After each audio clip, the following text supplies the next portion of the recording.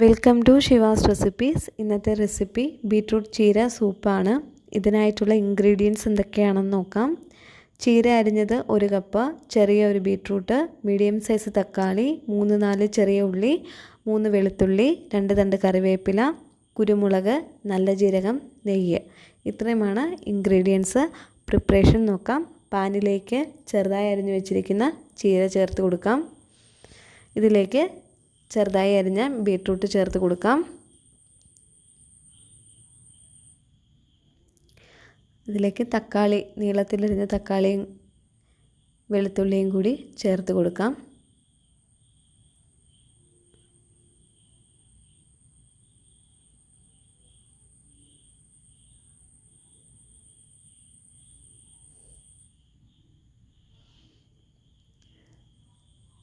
ഇതിലേക്ക് 3 കപ്പ് വെള്ളം ഒഴിച്ച് അടച്ച് വെച്ച് മീഡിയം ഫ്ലെയിമിൽ വേവിക്കാം.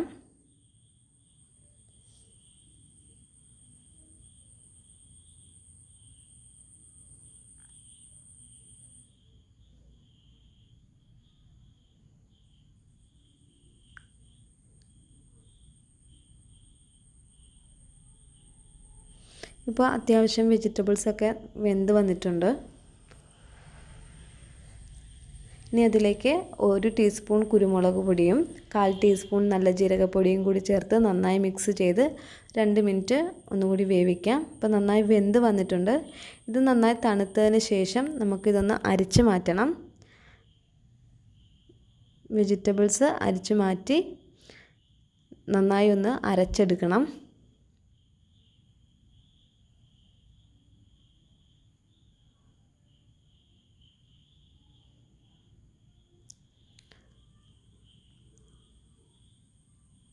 ഇതിൻ്റെ വെള്ളം കളയരുത്.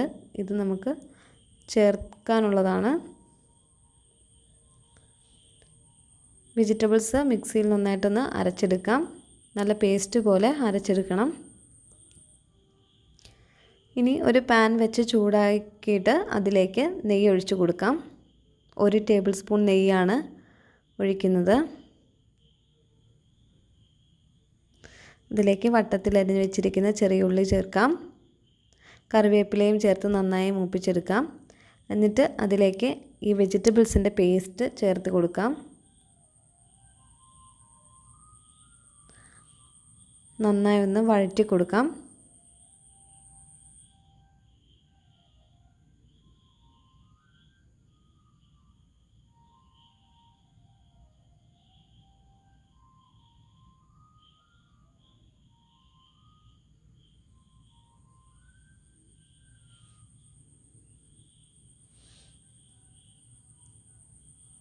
ഇതിലേക്ക്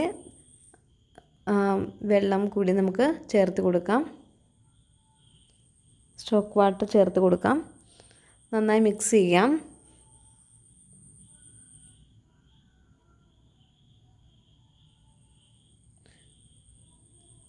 ഒന്ന് തിളച്ച് കുറുകി വരണം.